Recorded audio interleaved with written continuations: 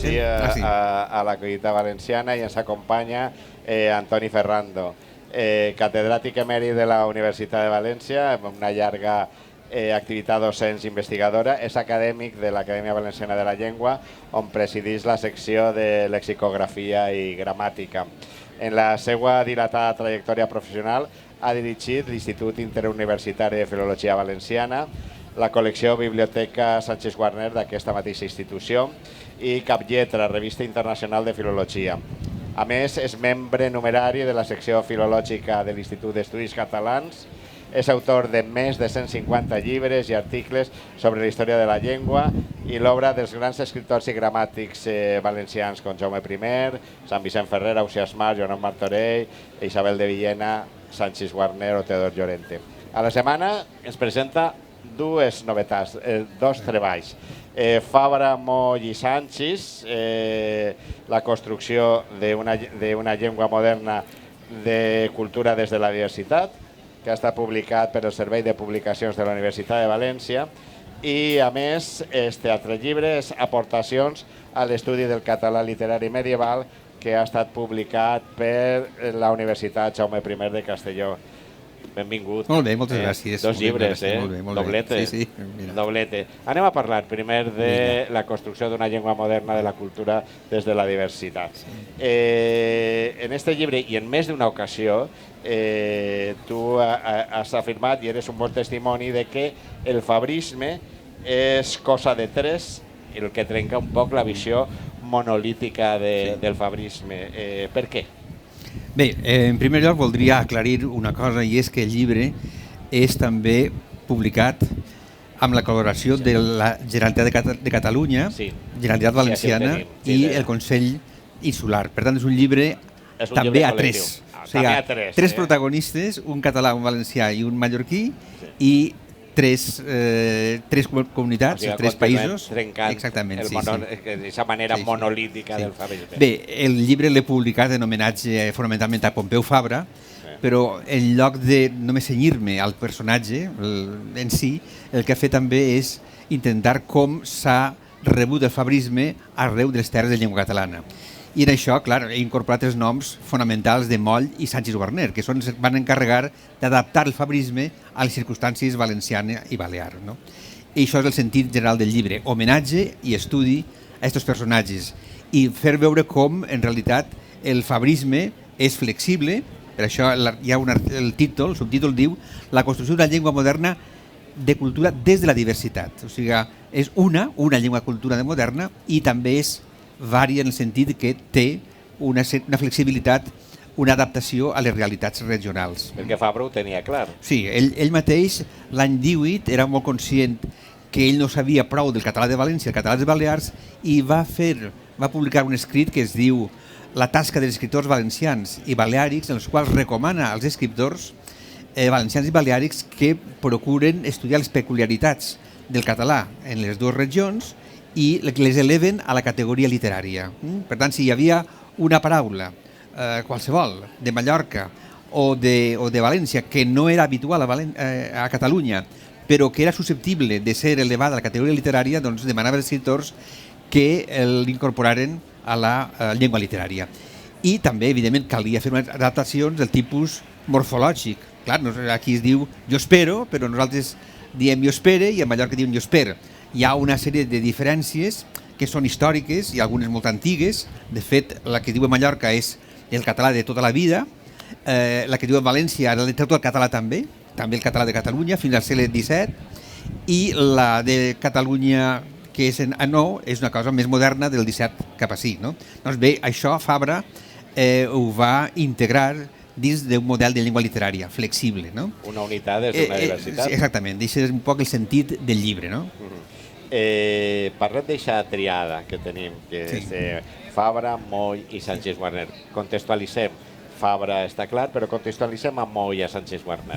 Bé, jo Fabra no l'he conegut, però l'he estudiat molt, perquè és la meva obligació d'estudiar-lo des del punt de vista professional, perquè jo soc professor d'Història de la Llengua i, per tant, l'havia d'estudiar, i he arribat a concloure que és un personatge extraordinari, és una gran sort per a la llengua catalana i per a Catalunya, i per tant també ell va tindre la sort de tindre al darrere el poble de Catalunya i la Generalitat de Catalunya, primer la Mancomunitat i després la Generalitat. En canvi, això no ho ha tingut ni Sanchis Guarner ni Moll. Però així tot, durant el franquisme han fet una tasca molt meritòria i és lluitar contra l'adversitat per tal de difondre el fabrisme en els dos territoris, en els dos països. No? I això, evidentment, és una tasca que avui ha reeixit i que avui és acceptat el fabrisme sense problemes o problemes greus en cap dels dos territoris. Vull dir que és el gran èxit de Fabra també és que hagi sorgit personatges com Moll i com Sanchis Guarner. Una part important i un capítol important el dedica a la normativa, que també és un punt fonamental, i són les normes de Castelló.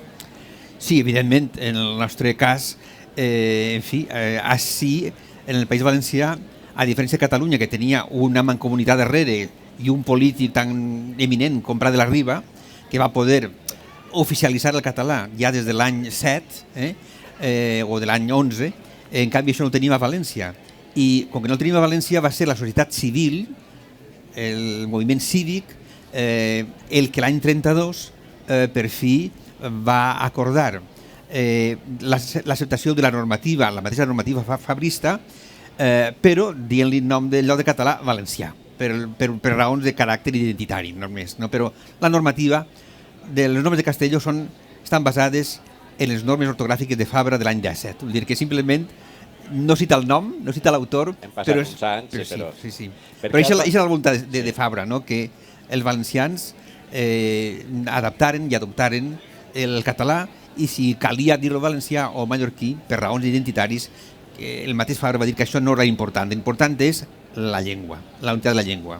Hem parlat d'aquestes normes de Castelló i hem passat per damunt la figura de Sanchis Guarner, però és molt important la figura de Sanchis Guarner i vostè li dedica un capítol a aquest ideal idiomàtic de Sanchis Guarner. Sí, evidentment. Tan important pels valencians. Sí, evidentment per a mi és molt motiu la figura de Sanchis Guarner perquè jo soc deixeble seu, no? I per tant una gran part del llibre està dedicat a Sanchis Guarner, no? I per tant el que jo he estudiat és com Sanchis Guarner ha hagut de fer tota una estratègia didàctica d'explicar als valencians per què havíem d'adoptar la normativa unitària, per què el valencià és català. I aquest sentit, diguem-ne, didàctic, que no podia ser d'altra manera, perquè era, ja dic, lluitar contra l'adversitat en temps de 40 anys de franquisme, doncs és el que jo remarque moltíssim així en el meu llibre. I, de fet, tinc la memòria molt present el que va dir Sanchis Guarner 2 dies abans de morir, en la Diputació de València. La batalla de la llengua la tenia guanyada. O sigui, ell confiava tant en els mestres, tant al moviment cívic del País Valencià, que 2 dies abans de morir ell va dir això, aquestes paraules, la batalla de la llengua la tenia guanyada. Sí, però va rebre una bomba. Sí, el van matar en certa manera, van precipitar la seva mort amb disgustos, amenaces de bombes, però al final ha guanyat Sanchis Guarner. Per què els valencians sempre ens consta tant? Bé, perquè la situació és difícil. Hi ha hagut una pressió de l'estat espanyol molt forta a València, també hi ha hagut una situació, una estructura social i econòmica que no afavoria la modernització del País Valencià, i això ha retardat molt l'acceptació del fabrisme al País Valencià. Vostè tanca el llibre dedicant un capítol a Joan Fuster. Evidentment, perquè encara que no figura en els 3 noms d'ací, ell no va fer normativa, però sí que és un ideòleg a favor de la unitat de la llengua, i crec que era una forma també d'homenatjar Joan Fuster dedicant-li un capítol final, breu, però que crec que de justícia l'havia també d'incorporar, encara que no fos un gramàtic o un lexicògraf, no? Pompeu Fabra tenia clar, crec jo, i se desprèn del llibre, tenia clar una idea de vertebració dels països catalans, però per què no va passar? Per què no passa? Per què no va passar? Perquè no va passar en el seu moment. En el seu moment, i ara perquè continuem en aquestes... encara estan els polítics ahí, en aquesta realitat, la llengua està ahí i no passa res, però encara està en tot aquest problema de segregacions. Quan tu no tens un estat tant si és independent com no si és independent, però una sobirania, podríem dir, una sobirania política, difícilment la llengua està en situació de normalitat. Per tant, tenim una anormalitat lingüística o sociolingüística perquè també tenim una anormalitat política. I això té les seves repercussions. Així a Catalunya, evidentment, hi ha una gran massa social a favor de la llengua. A València és molt menor, però s'ha incrementat moltíssim. Quan jo era jove, eren 4 gats. Avui en són molts, i això fa goig sentir que en tots els pobles, que en tots els llocs la gent coneix i usa el valencià. Per exemple, ara, en els grups de WhatsApp, hi ha gent que no utilitzava el valencià de cap manera, però ara, encara que no l'hagin escrit, la gent gran, com jo, s'ha imposat, per exemple, en el grup de WhatsApp, utilitzar el valencià o el català. Escrit millor o pitjor, això no tenim la culpa, és que no han tingut ensenyament en català, però és un fet evident que avui el coneix moltíssima gent. Ara el gran problema que tenim a València és el problema de l'ús, que també està a Catalunya. El que passa és que sí, n'hi ha més recursos a favor de la llengua, però és un problema que compartim els 3 països de llengua catalana. I com interpreta aquest odi que s'ha instal·lat ara en la societat valenciana, aquest odi a la llengua? Bueno, l'odi a la llengua, jo crec que no, en fi, que la major part de la gent és respectuosa respecte a la llengua. Jo crec que aquesta imatge negativa l'hauríem de... Està en un altre discurs. L'hauríem de deixar d'apartar, perquè això pertany només a unes minories que tenen molt de poder mediàtic i econòmic, però jo crec que la major part de la gent té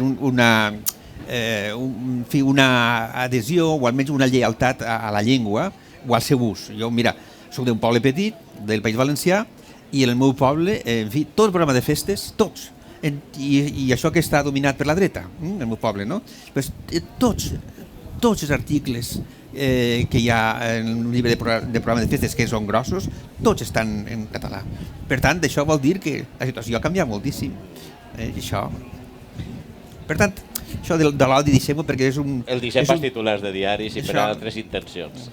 És membre de l'Acadèmia Valenciana de la Llengua i m'agradaria que parlara quina és la tasca que desenvolupa l'Acadèmia i quines relacions manté en les institucions catalanes. Bueno, la tasca simplement és la d'elaborar la normativa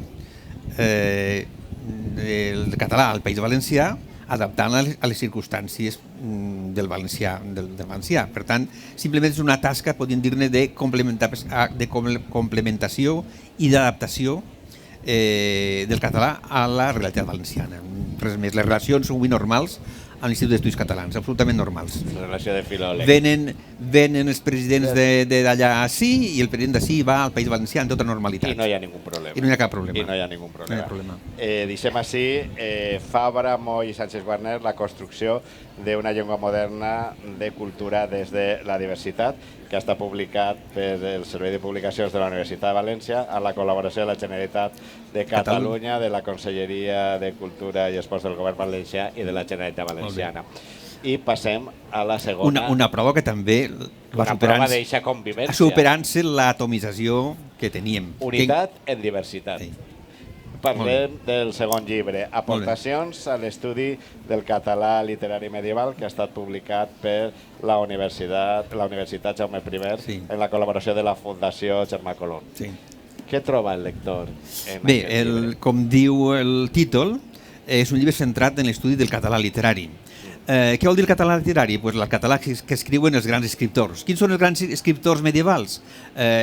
Són Joanot Martorell, Ausiàs Marc, el Curial i Güelfa, Joan Ruiz de Corella, vull dir, són aquests grans escripors que són, diguem-ne, patrimoni de tot el domini lingüístic, però molts d'ells són valencians, i el que faig jo justament és estudiar com escriuen cada una de les seves grans obres, com s'escriu el Tirant, com que escriu Ausiàs Marc, quin tipus de llengua utilitza o estil utilitza Joan Ruiz de Corella i molts altres aspectes. Per exemple, en el cas del Tirant, aborda no solament aspectes lingüístics, sinó també el problema de l'autoria.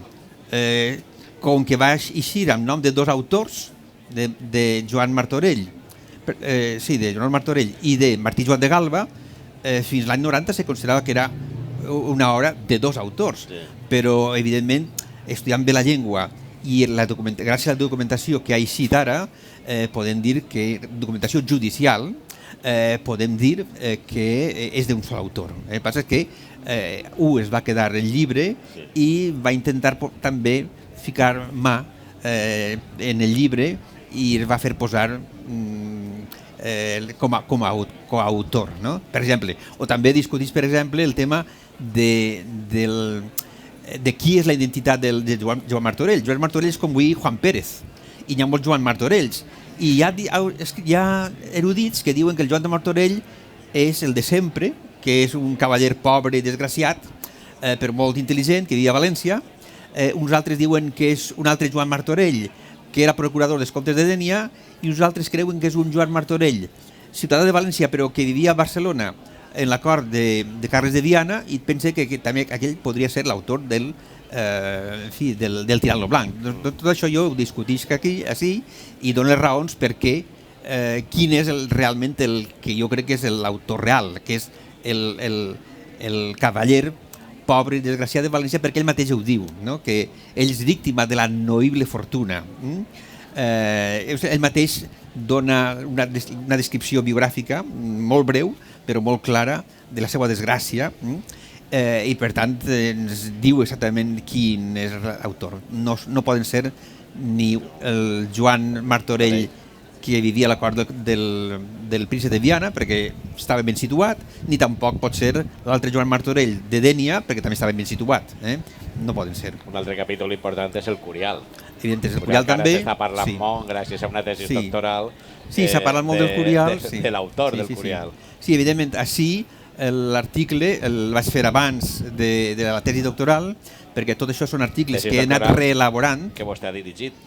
Jo he dirigit, sí, és una tesi de 5.000 pàgines que parla justament del tema de l'autoria. Doncs bé, així el que faig ja és una radiografia de com era el Curial des del punt de vista lingüístic i quin podia ser un retrat robot de l'autor.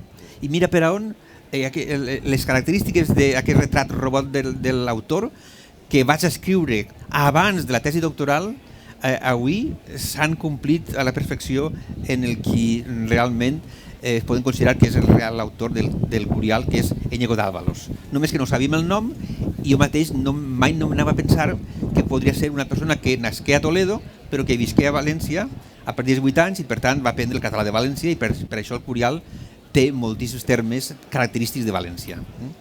I després anar a Itàlia. Una part del llibre també el dedica a la llengua del misteri d'Elx.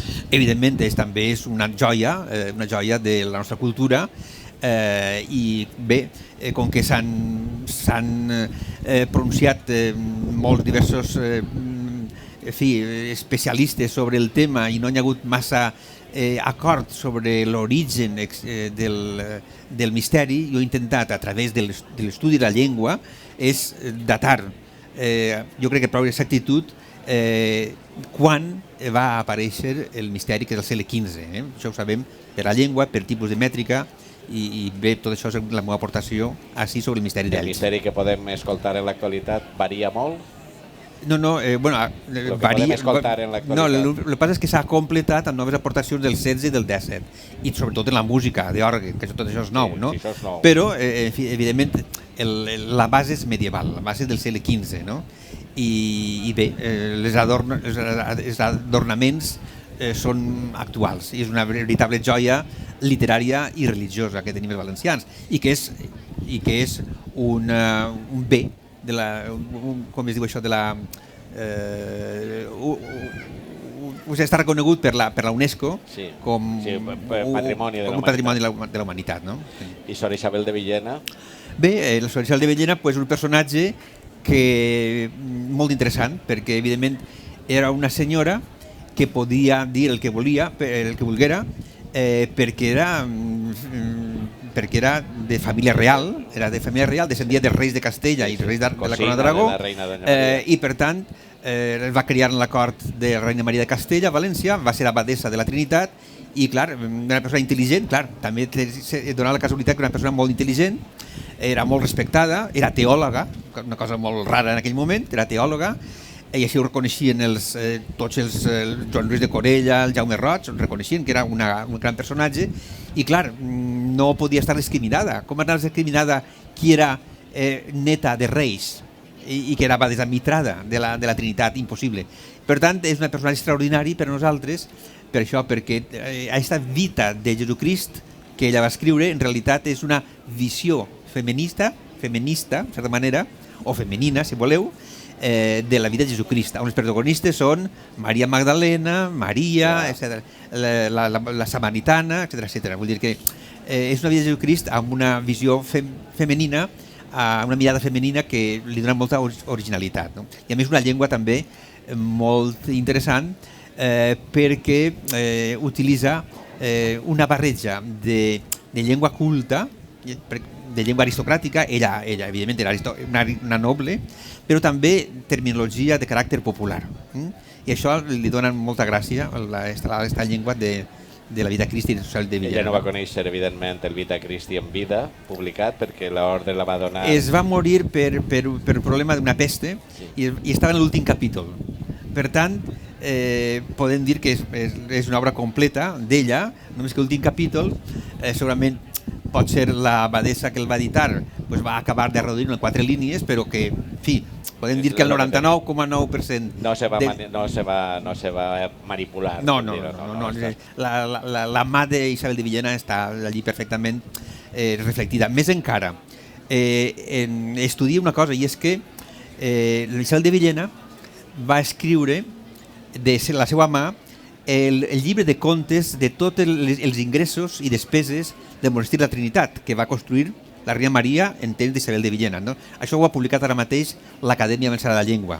Doncs bé, les característiques gràfiques que té este manuscrit autògraf que avui conservem d'Isabel de Villena, d'entrades i eixides de comptes, simplement qui ha donat els diners per a la Trinitat, no?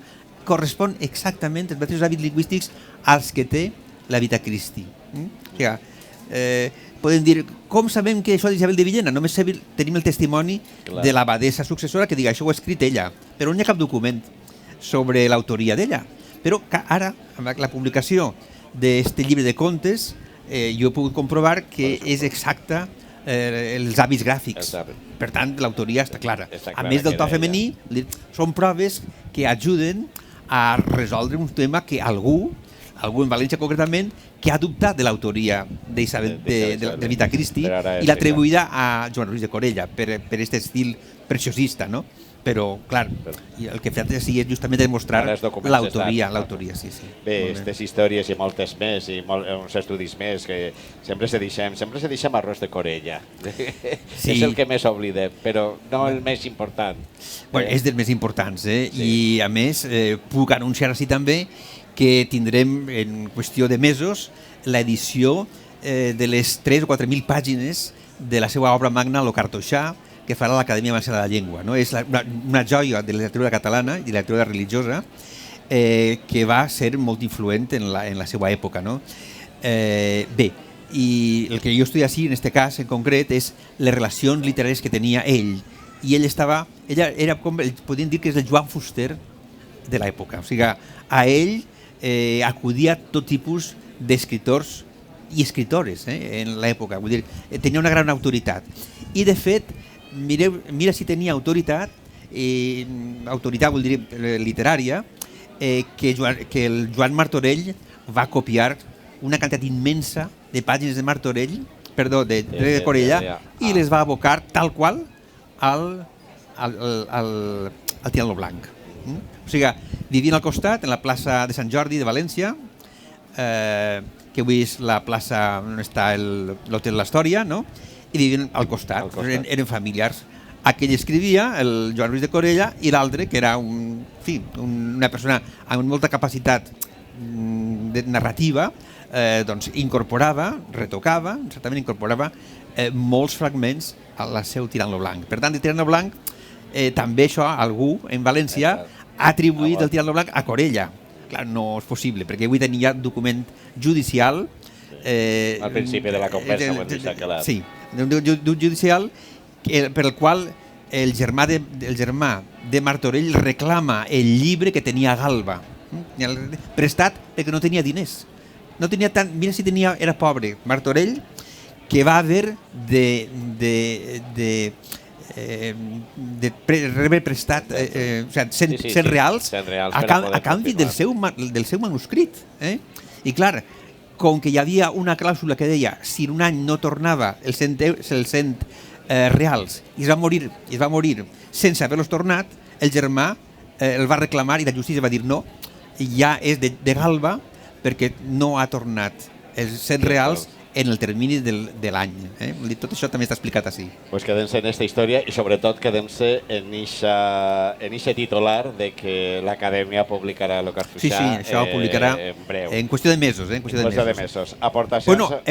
Perdona, és que publicarà això també i la Vita Christi de Felicial de Villena en una edició crítica, en fi, perfecta, per Albert Hauff, que és un gran especialista en literatura religiosa medieval. Pues queden-se en aquests dos titulars, Isabel de Villena i Rois de Corella. Aportacions a l'estudi del català literari medieval i Fabra, Moll i Sánchez Guarner, la construcció d'una llengua moderna de la cultura des de la diversitat. Dos llibres, dos treballs d'Antoni Ferrando. Un plaer haver parlat amb vostè i l'ho dit, si algú està interessat en aconseguir aquests dos llibres, en la caseta 40 es poden trobar. Moltes gràcies. Gràcies a tu.